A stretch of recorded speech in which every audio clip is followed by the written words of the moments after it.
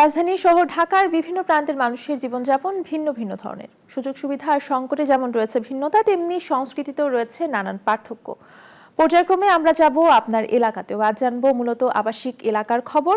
এই মুহূর্তে কুড়িল এলাকায় আছেন সহকর্মী প্লাবন রহমান। সেখানকার মানুষের জীবনযাপন সম্পর্কে জানাতে তিনি সরাসরি যোগ দিচ্ছেন আমাদের সঙ্গে। প্লাবন, আপনার কাছে জানতে চাইব আবাসিক এলাকাগুলোতে মানুষরা কি ধরনের ভোগান্তিতে পড়েন সাধারণত?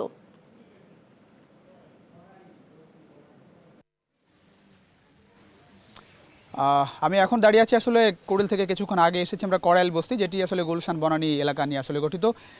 160 একরের উপর বিশাল এলাকা। এখানে প্রায় 3.5 থেকে 4 লাখ মানুষ বসবাস করেন। নানা সীমাবদ্ধতার মধ্য দিয়ে আসলে এই বস্তিবাসীর বসবাস।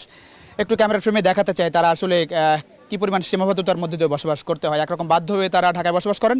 ঢাকা আসলে সবার জন্য, সবার জায়গা আসলে ঢাকায় হয়। যারা বিভিন্ন জায়গায় দুর্যোগের মধ্য দিয়ে দুর্যোগ যাদেরকে বিভিন্ন এলাকা ছাড়া করেন, তারা আসলে ঢাকায় এসে কাজের সুযোগে আসেন।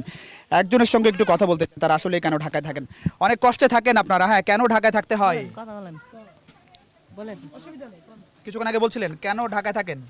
ঢাকায় থাকি অনেক কষ্টে। এলাকায় কাজকাম নাই না, আসলে ক্যামেরার সামনে অনেকে কথা বলতে চান না, কিন্তু বাস্তবতা যেটি হচ্ছে যে ঢাকায় একরকম যেভাবেই হোক কাজ মিলে, সেই কারণে তারা আসলে ঢাকায় থাকেন। যারা বস্তিতে থাকেন তাদের সবার বাস্তবতা আসলে তাই। এই কারণে বিকেন্দ্রীকরণ খুবই দরকার। যারা ঢাকার আশপাশে অন্তত কাজের সুযোগ থাকে কিংবা স্থানীয় পর্যায়ে যাতে কাজের সুযোগ থাকে। তো মোটামুটি এই ছিল আমার কাছে এই বস্তি থেকে সবশেষ খোঁজ খবর।